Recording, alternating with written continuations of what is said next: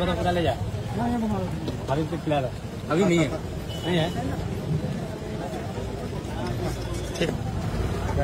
শীতের সময় মানেই পিকনিক হবে, সেটা হাঁস নয়তো মুরগি, নয়তো যে যেটা খায় সেটা দিয়ে। শীতের সময় কিন্তু পিকনিক করার মজাটাই অন্যরকম। তো যাই হোক, welcome back to my page Puja's lifestyle. কেমন আছেন সবাই? আশা করি খুব ভালো আছেন। এটাও আমার বেশ কিছুদিন আগে একটা ব্লগ। আমি ব্যস্ততার কারণে ব্লগগুলো আপলোড করতে পারিনি, এখন এক এক করে সবগুলো আপলোড করতেছি।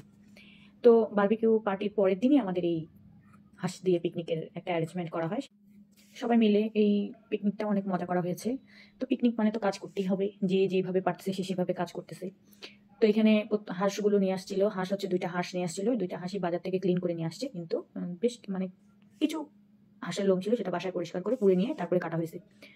তো এখানে আমি পিস করতেছিলাম, আমার বোন জামাই, ছোটো বোন জামাইও পিস করতেছিল মাংসটা, মানে ও যেটা হচ্ছে বটি দিয়ে কাটা যাচ্ছিল না সেটা সে ওইভাবে কেটে হেল্প করে দিচ্ছিল। তো মানে পিকনিক মানে কিন্তু এই যে এক এক রকম, এক একজন এক এক রকম করে কাজ করবে, এক এক রকম রান্না বান্না, এক এক রকম, এক এক রকমের হবে আর কি।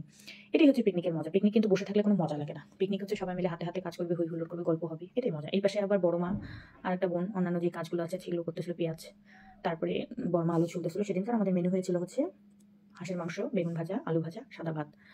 তো এখানে আমার জামাই আবার ম্যারিনেশন করতেছে, আমার ছোট বোনের জামাই সব ময় মশলাগুলো দিচ্ছে।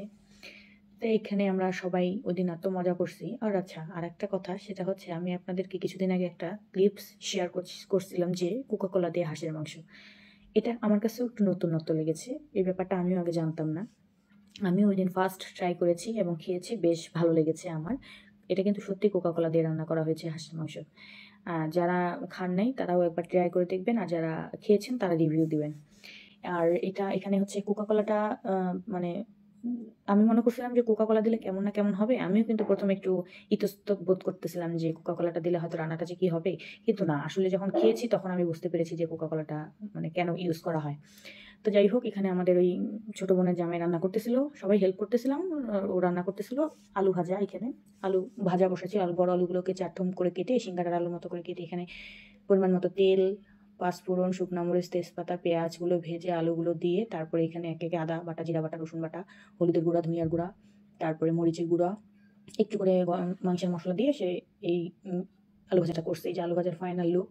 তার সাথে আবার মাংসটা বসাই দিয়েছিল। আর এখানে আমার মা আর আমার বড় বোন জামাই হচ্ছে মুরগি, হাঁসের মাংস খায় না, সেজন্য তাদের জন্য মুরগি রান্না করতেছিল। এটা আমার ছোটো বোন রান্না করেছে রাত্রি। এটাও অনেক মজা হয়েছিল, মুরগিটাও। তো এই যে হাঁস তো ম্যারিনেশন করার সময় কোকাকোলা দিয়েছে, আবার নামানোর আগেও কিন্তু একবার কোকাকোলা দিবি। মানে দুইবার কোকাকোলা দেওয়া হয়েছে হাঁসের মাংসে, একবার ম্যারিনেশন যখন করেছে তখন, আর আরেকবার হচ্ছে যখন মাংসটা হয়ে আসবে তার আগে আগে।